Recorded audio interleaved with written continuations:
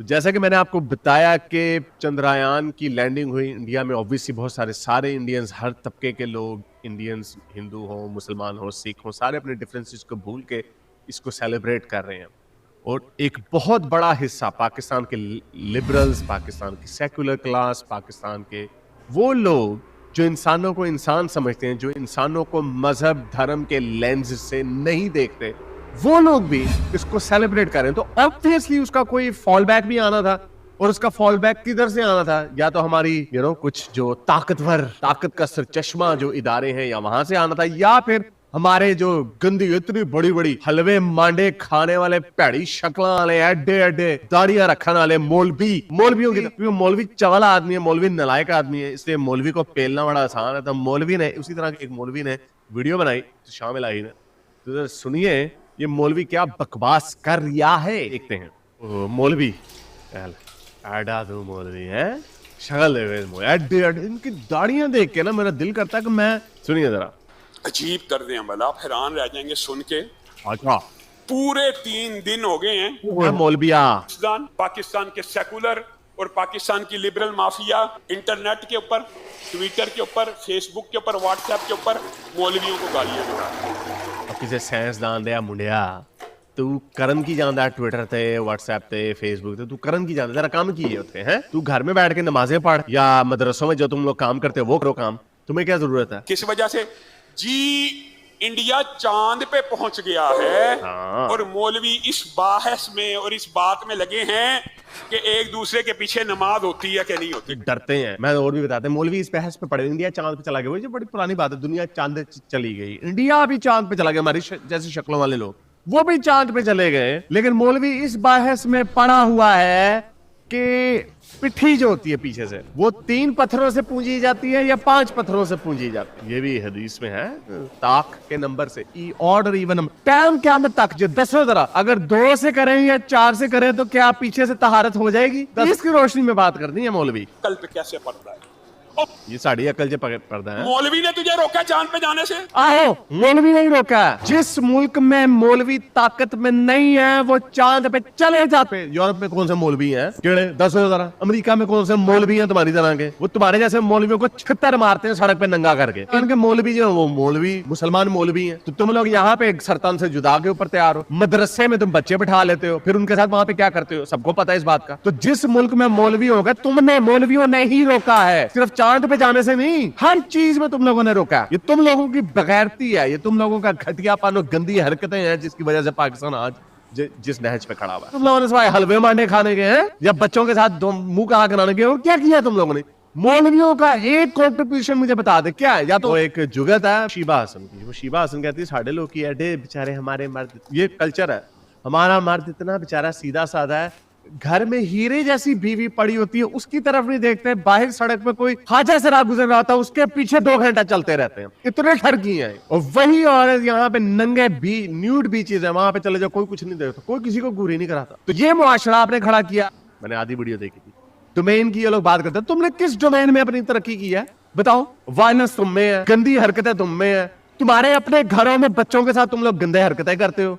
क्या किया है तुम लोगों ने? वो पाकिस्तान की गिनती भर सेकुलर है, वो गिनती भर सेकुलर के अपने घरों में गिराज में बैठ के तुम्हें चांद पे ले जाए, किसे खोते हुए आप उतरा। वो एक बेहुदा साइंसदान इंडिया तो चांद पे पहुंच गया, वो सिर्फ पाकिस्तान में कॉलम लिखता है। और तेरी भैन दा निकाह लिखे है ये परवेज हुद बॉय, वो प्रिंसटन यूनिवर्सिटी में अमेरिका में पढ़ाता है। और तूने क्या किया है? लोटा इजाद किया है तूने। क्या इजाद किया है तूने? सूंघ के बता देता कि डका किधर लगा हुआ गटर में, ये तूने इजाद किया मौलवी। या बच्चों को किस तरह बच्चों के साथ 2 नंबरी हरकतें कर दी, ये तुम लोगों ने इजाद किया। तू अपना मुकाबला कर रहा है एक साइंसदान के साथ है जो पूरी दुनिया में पढ़ाता है, पूरी दुनिया में उसकी इज्जत है। होते तेरा नाम कोई भी नहीं जानता पाकिस्तान के पंजाब से बाहर तुझे कोई नहीं जानता। इंडिया तो चांद पे पहुंच गया है, वो सारा दिन मौलवियों के खिलाफ बकवास करता है। इंडिया तो चांद पे पहुंच गया है, वो अपनी यूनिवर्सिटी में सिर्फ नाच गाने और भंगड़े की महफिलें से जाता है। और किसे साइंसदान दे आप? मुझे लगता है इसको पता नहीं, पाकिस्तान में ये कल्चर, मुझे पता मदरसे में तो ये होता है, लेकिन मुझे लगता है ये किसी साइंसदान ने इसको बचपन में रगड़ दिया। मुझे कोई ऐसा लग रहा है। इतनी नफरत, इसको ये इतना जाहिल है, इसको ये नहीं पता थ्योरेटिकल फिजिसिस्ट और इंजीनियर में फर्क होता है। ये सारे मिल के काम करते हैं और किसे लैटरीन चे गंदियां गल्ला लिखा डालिया। चांद पे इंडिया को पंडित ने पहुंचाया है? नहीं, लेकिन उसे किसी पंडित ने रोका भी नहीं है। और बांदरा दी लैन सीधी कराने वाला बांदरा अमेरिका को चांद पे पादरी ने पहुंचाया है। नहीं, लेकिन उन्हें किसी पादरी ने रोका भी नहीं है। खोतिया दे नाल बैठ के लूडो खेडन वाले साइंसदानों ने पहुंचाया है, और पाकिस्तान के साइंसदान एक सुई नहीं बना सकते ऐसे बदबख्त है। और तुमने क्या इजाद किया? तुमने बच्चों के महफूज नहीं छोड़ा, तुमने औरतों को कब्रों में महफूज नहीं छोड़ा, तुमने क्या इखलाकी तरबियत की, तुमने क्या किया? पाकिस्तान में साइंसदान तो बन ही नहीं सके। ओए स्कूल दे अगे गंदियां चीजां बेचन वाले मौलविया। मौलवी ने रोका सुई बनाने से, मौलवी ने चांद पे जाने से रोका। हाँ, मौलवी का, दीनी रहनुमाओं का जो काम है अपनी ड्यूटी, शायद इससे अच्छी ड्यूटी पाकिस्तान में कोई तबका फिक्र ना दे रहा हो। कोई सारे एक दूसरे को काफर कहते हैं। पहले ये अहले हदीस, बरेलवी, देवबंदी सबको काफर करते हैं, सबको पेलते रहते हैं। वो तो साइंस भला करे इंजीनियर मोहम्मद अली मिर्जा का कि यूट्यूब आ गया जिसकी वजह से उसने इन सारों को नंगा करके चौक में खड़ा कर दिया। पहली बात तो ये।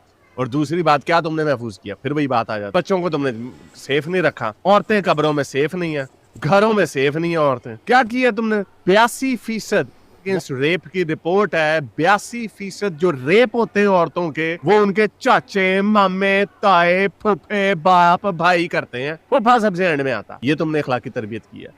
किसी चीज में तुम लोग आगे नहीं गए। और जो सारे मसले की जो जड़ है ना, जो बुनियाद है, वो तुम लोग मौलवियों, तुम लोग कमाल। ये सारा साइंस इन्होंने अंदलुस की, ये सब कुछ हमसे चोरी की। गोरे ने, गोरे के बाप जानता है साइंस को। ये सब कुछ हमारा था। आपके इसी सिंध के अंदर एक मौलवी था, उसने अपना सूरज भी बनाया था और चांद भी बनाया था। और रात को जिस वक्त सूरज गुरूब हो जाता था तो वो बटन लगाता था, तो उसके सूरज जो है ना तुलू होता था, पूरे सिंध में रोशनी होती थी। लेकिन हमें ज्योग्राफी में पढ़ाया जाता है कि अर्थ जो है वो सूरज का चक्कर लगाता है। ये गलत है बेटा। साइंस की ये थ्योरी जो है ना, ये दुरुस्त नहीं है। जमीन साकिन है, यानी जमीन मूव नहीं करती। साइंस कहती है कि जमीन मूव करती है।